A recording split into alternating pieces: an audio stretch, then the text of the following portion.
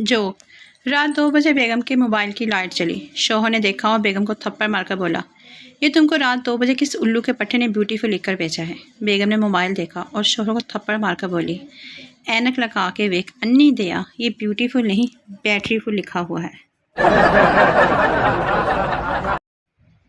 جو پپو لندن میں double story بس میں بیٹھا، کنڈکٹر نے اسے اوپر بھیج دیا۔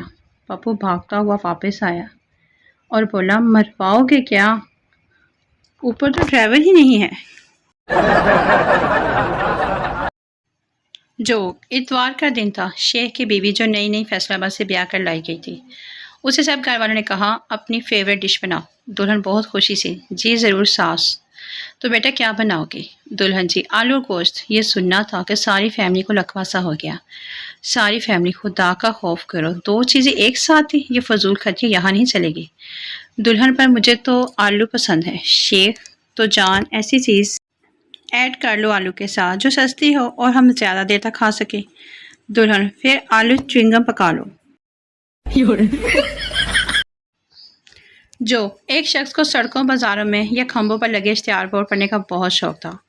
ایک دن شام کو وہ اپنے گھر کی گلی میں داخل ہوا تو اس کی نگاہ بجلی کے کھمبے پر لگے ایک نئے بورڈ پر پڑی۔ اس وقت اندھیرا ہو چکا تھا، تحریر آسانی سے نہیں پڑھی جا رہی تھی۔ وہ صاحب کھمبے کے ساتھ لپٹ کر اوپر چڑھنے لگا۔ کھمبا کچھ چکنا تھا جس کی وجہ سے پھسلن زیادہ ہو رہی تھی۔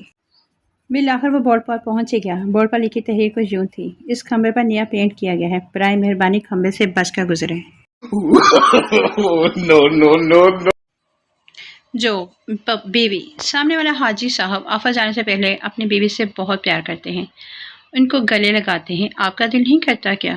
شوہر، دل تو میرا بھی بہت کرتا ہے، پر حاجی صاحب سے ڈر لگتا ہے۔